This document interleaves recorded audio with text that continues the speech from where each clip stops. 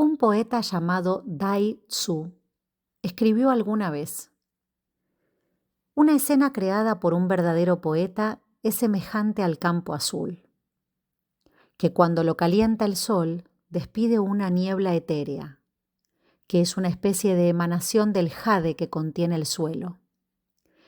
Esta escena se contempla de lejos, con la impresión de que jamás se podrá uno acercar a ella. Qué acertada es esa observación. Imagen más allá de las imágenes, paisaje más allá del paisaje. Algo que las palabras no podrán jamás deslindar.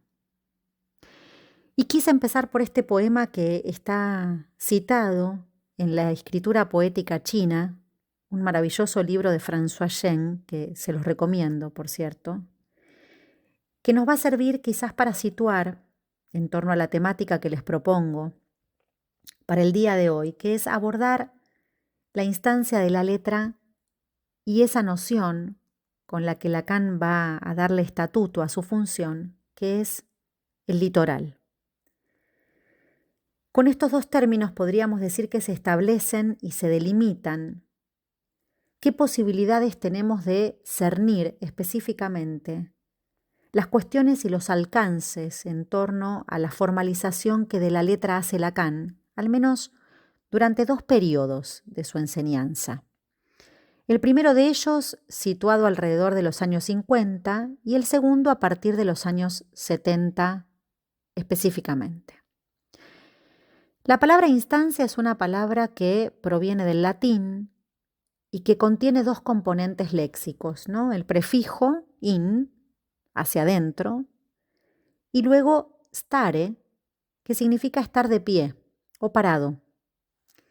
A su vez, se puede establecer una segunda definición que se relaciona con el origen del vocablo latino instancia,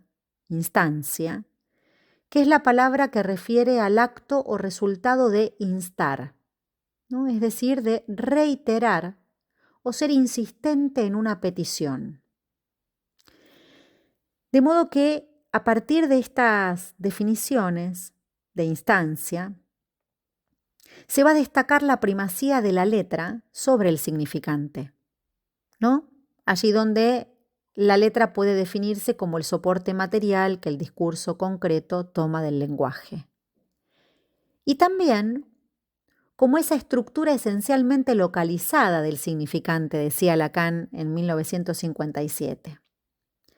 A partir de esta primera definición, podríamos decir que se desprende la idea fundamental de que el lenguaje tiene valor de estructura, en la medida en que antecede al sujeto y lo determina.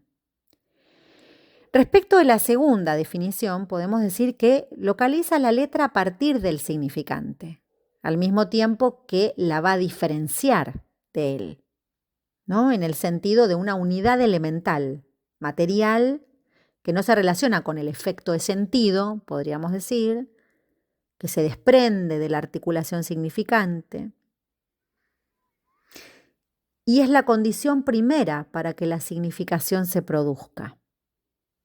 Entonces se encuentra aquí la diferencia que designa la definición del significante respecto de la definición de signo que establece la lingüística de Saussure, ¿no? Lacan sostiene que la significación no puede producirse sin la intervención de la letra, en la medida en que la relación entre significante y significado carece de univocidad. Se destaca entonces que la letra posee un estatuto primero, ¿no? Y está relacionada con la producción de los efectos de verdad. Ya a finales de los años 50 es posible entonces encontrar en los desarrollos de Lacan la delimitación de la letra como distintiva, como algo diferente del significante. Si este último es su articulación, ¿no? Produce efectos de significación, la letra, por su parte, respecto del sentido, implica una operatoria de resta.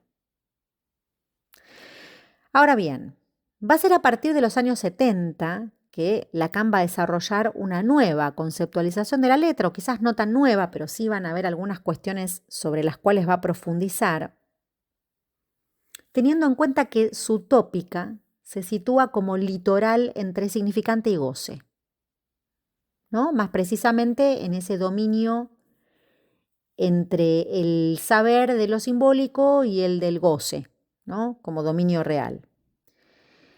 En el seminario 18 puntualmente va a definir a la escritura como un modo de cernir lo real, ¿no? Diferencia entonces ahí la letra situada al lado de lo real del significante, que es aquello que va a quedar del lado del semblante, del lado de lo simbólico.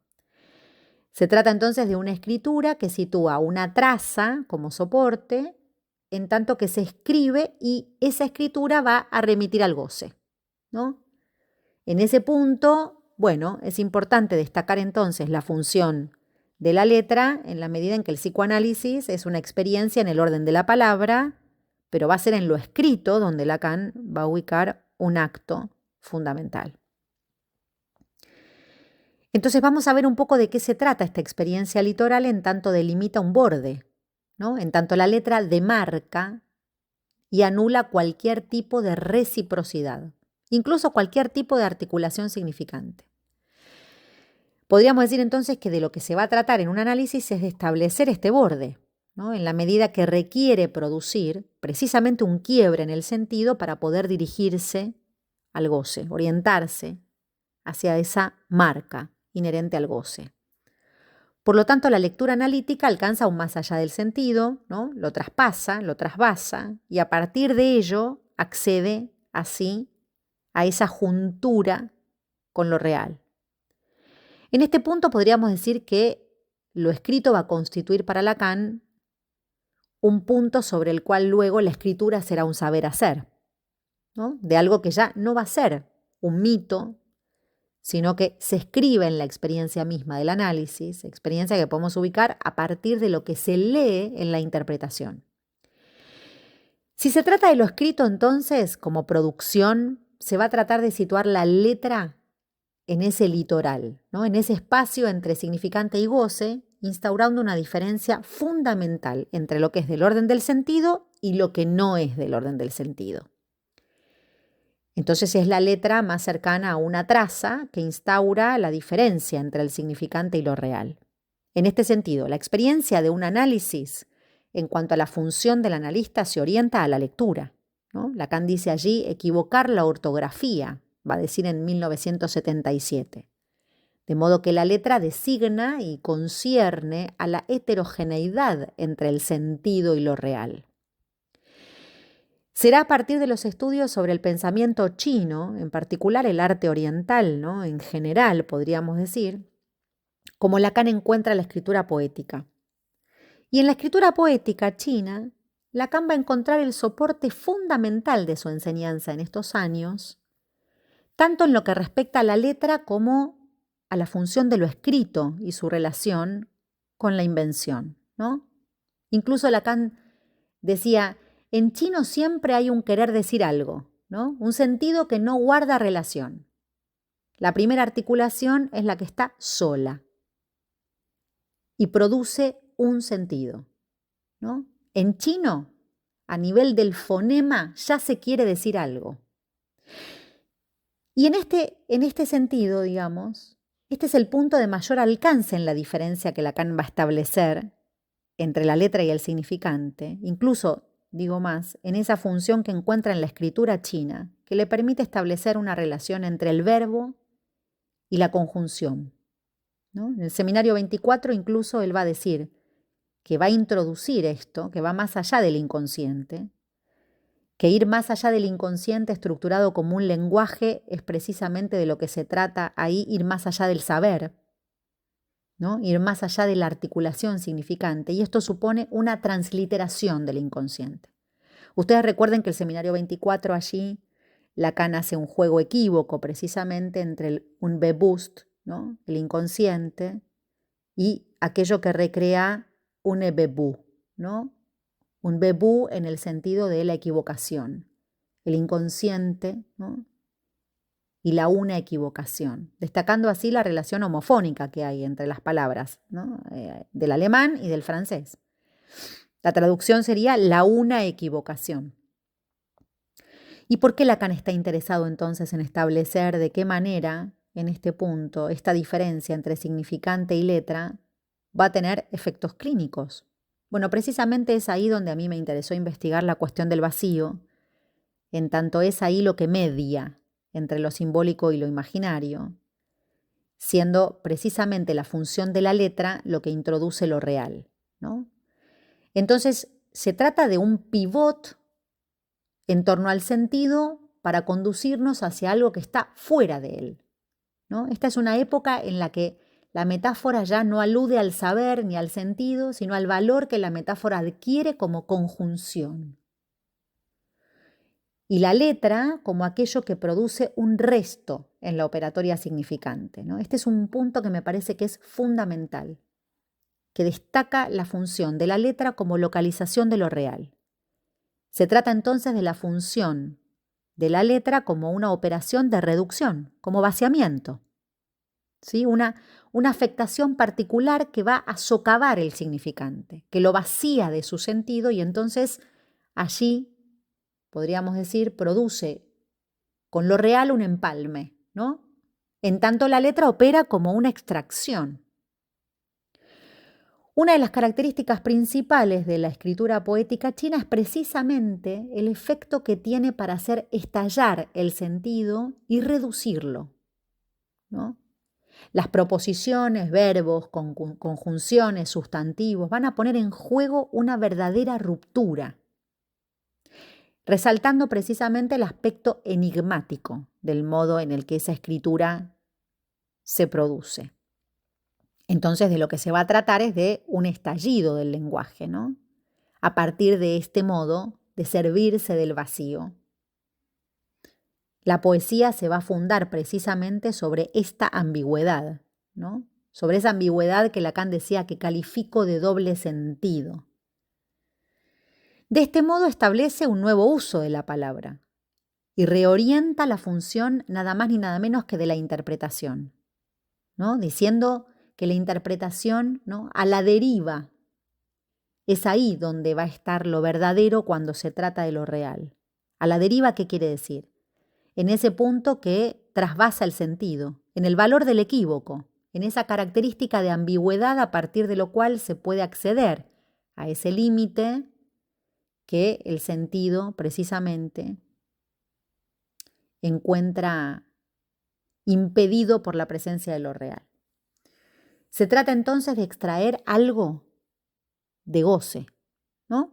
Aquí ya podemos tener una articulación entre eso escrito, eso que se localiza, porque precisamente no hay verdad sobre lo real, ¿no? Más bien diríamos que la articulación significante es la elucubración de un saber sobre la verdad.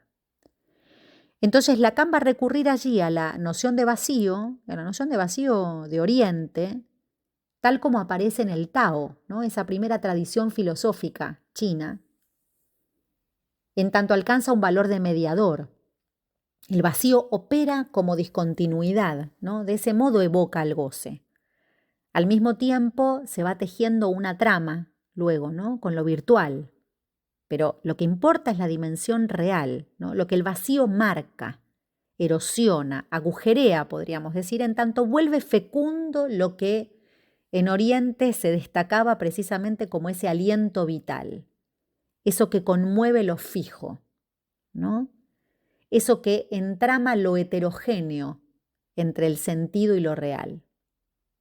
El sentido es lo que resuena con la ayuda del significante, decía Lacan.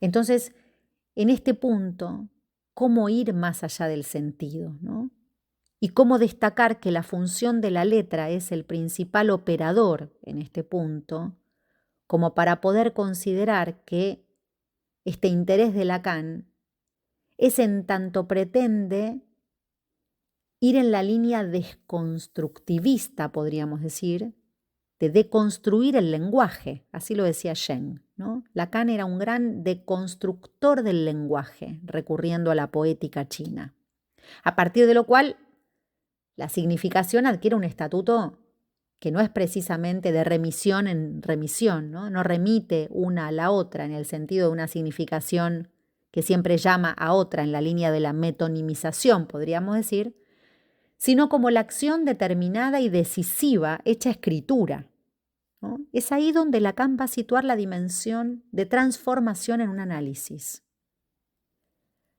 El ideograma, esa forma de escritura china, para Lacan asociada a la letra, es lo que le va a dar la singularidad precisamente en esa traza, en esa marca en la que radica un efecto de invención. Los trazos, ¿no? Esos trazos que forman esas letras, esos ideogramas, que luego darán lugar a las combinaciones, sí, pero que comienzan siendo esas primeras trazas, esas primeras marcas, mucho antes de que con ellos se pueda producir una combinatoria, ¿no? La poética china precisamente presenta un modo de escritura que ha sido de fuerte inspiración para Lacan. No solo como medio artístico, ¿no? Sino como también en este punto en como para ellos se marcaba la distinción entre lo escrito y lo hablado, ¿no? Eso es lo que va a destacar el modo diferente de operar, cómo se opera con un carácter, con un ideograma. No se opera del mismo modo con la palabra que con lo escrito, ¿no? Y en este punto podríamos decir que esta función del trazo es para Lacan posibilitador de establecer este litoral del que hablábamos al comienzo, ese punto que empalma al mismo tiempo, no solo limita, ¿no? Constituye un empalme, podríamos decir, entre este registro simbólico sostenido en la articulación significante y lo real. De modo que es a partir de la escritura china que Lacan va a empezar, digamos, estudiando esta función de los primeros trazos, y en este punto de lo que se trata es de cómo esa letra es la que va a producir una ruptura respecto de la significación. El proceso poético es un camino de reducción y que se propone captar precisamente la evanescencia del tiempo, ¿no? Traza una experiencia de singularidad, ¿no? La escritura poética china en este sentido se caracteriza por escribir, pero hasta agotar el sentido. La letra va a operar ahí como lo que queda, como su reducto final, podríamos decir, ¿no? Marcando el tope de la significación, el límite, es decir, su alocación, ¿no? En su dimensión real, precisamente. La poética china entonces es eso que le permite a Lacan demostrar lo que atañe al uno con mayúscula, en tanto el uno descompleta al otro, ¿no? Se descuenta. El otro no se adiciona con el uno, decía Lacan, ¿no? El otro solamente se va a instaurar como diferencia del uno. Y al mismo tiempo el uno se resta de ese otro. Esto está haciendo referencia a un trazo, podríamos decir, inaugural, en el que el agente y el objeto no pueden articularse sino por medio de una intervención, ¿no? La letra pone en juego una elisión, es decir, un vaciamiento. Esta es su condición, en el sentido de lo que acontece en un tiempo que es anterior al advenimiento del significante articulado. Y me parece que en este punto es importante situar esta dimensión porque aquí empieza a importar lo sonoro, ¿no? El canturreo, el ideograma sonoro, decía François Jean, como aquello que constituye una traza de una lengua. Y cuando digo la traza de una lengua, abro el juego hacia lo tonal, hacia la cadencia, hacia el silencio. Por eso es que los invito a que pensemos, ¿no? En esta vertiente de la letra, que es lo que nos permite ubicar a modo topológico como el elemento sobre el cual habrá que torsionar, hacer una torsión, ¿no? Para localizar ese tiempo que va de la constitución subjetiva al de un análisis, incluso a la posibilidad de su orientación y culminación. La letra entonces va a ser un efecto de sustracción que posibilita incluso establecer coordenadas necesarias para pensar eso original del sujeto, como efecto de ese socavamiento del significante, ¿no? En tanto orada destituye el saber. La letra va a hacer referencia entonces a la dimensión de un instante, a un tiempo suspendido, un vaciamiento fecundo, podríamos decir, ¿no? Que nos permite leer precisamente aquello que va de lo originario a lo original. Eso que descansa a la espera de un acontecer.